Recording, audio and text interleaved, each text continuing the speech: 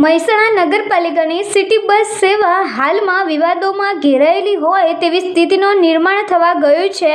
મહેસાણા નગરપાલિકા સંચાલિત શહેરીજનોને સિટી બસની સુવિધાઓ મળી રહે તે અનુસંધાને સિટી બસ સેવા નગરપાલિકા દ્વારા સંચાલન કરવામાં આવે છે, જેમાં લાખો રૂપિયા પાલિકા એજન્સીને આપે છે। આજે એક સિટી બસમાં પાર્કિંગમાં બસ અચાનક ભડભડ સળગી હતી। સદનસીબે સ્થાનિક લોકોએ અને નગરપાલિકા ફાયર ફાઇટરે આગને કાબૂમાં લીધી હતી।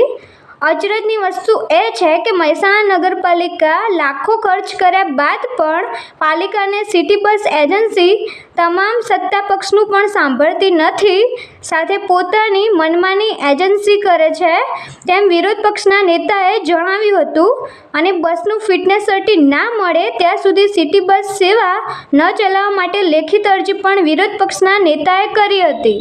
મહેસાણા નગરપાલિકા દ્વારા નાગરિકોના નગરજનોને સારી સુવિધા મળી રહે એ માટે સિટી બસ સેવા શરૂ કરવામાં આવેલી, હોંશે હોંશે સિટી બસ શરૂ કરવામાં આવેલી, પરંતુ આજ એક દુઃખદ બનાવ બન્યો કે મહેસાણાની અંદર ફરતી સિટી બસમાં આગ લાગી। સદનસીબે ભગવાનની કૃપા કહો કે સદનસીબે કોઈ જાનહાની થઈ નહીં, પરંતુ આ સિટી બસ સેવા જોખમી સ્વરૂપની છે એવી વારંવાર રજૂઆત અમારા તરફથી કરવામાં આવેલ છે। અમે પોતે મહેસાણા નગરપાલિકાને વારંવાર પત્ર દ્વારા આ જાણ કરેલી છે।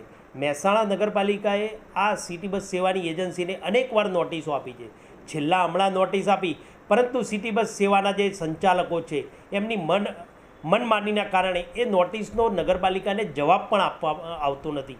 વર્ષે કરોડો રૂપિયા જેટલી રકમ લઈ જાય છે સિટી બસની એજન્સી, પરંતુ સેવાના નામે મીંડું છે। હાલ આપ જોઈ શકશો કે સ્થળ ઉપર જુઓ તો લગભગ આઠ પૈકી 1 કે 2 સિટી બસના રૂટ પરાણે ચાલુ હશે। છેલ્લા ઘણા માસોથી અનેક ફરિયાદો આવેલી છે, પરંતુ કોઈપણ જાતની આ નગરપાલિકાના પદાધિકારીઓ અને સત્તાધીશો દ્વારા કોઈપણ જાતની કાર્યવાહી કરવામાં આવતી નથી। અમારી માગણી છે કે તાત્કાલિક ધોરણે આ દુઃખદ બનાવ બનેલ છે, તાત્કાલિક ધોરણે મહેસાણા શહેરમાં ફરતી તમામ સિટી બસોને અટકાવી દેવામાં આવે અને એમનું ટેસ્ટિંગ કરવામાં આવે આરટીઓ દ્વારા અથવા પ્રાઇવેટ એજન્સી પાસે એમને ફિટનેસ યોગ્ય છે કે કેમ આની તપાસ કરવામાં આવે। જો આ કાર્યવાહી કરવામાં નહીં આવે તો ભવિષ્યમાં કોઈ બનાવ બનશે તો એની તમામ જવાબદારી હાલના મહેસાણા નગરપાલિકાના સત્તાધીશો અને પદાધિકારીઓને રહેશે, એવી અમે નગરપાલિકા સમક્ષ માંગણી કરેલ છે। પહેલાથી જ વિવાદોમાં રહી ચૂકી છે, અત્યારે હાલ પણ એના પીરિયડના હાનાતે નક્કી નથી થતા, જીપીઆરએસ પણ બંધ છે, તો એ હાલતમાં પણ તમે રજૂઆત કરી દીધી કેમ? હા, સિટી બસ સેવા બાબતમાં વારંવાર મેં રજૂઆત અનેક વખત મેં પત્ર દ્વારા મહેસાણા સત્તાધીશોને તેમજ પ્રાદેશિક કમિશનરને પણ રજૂઆત કરવામાં આવી।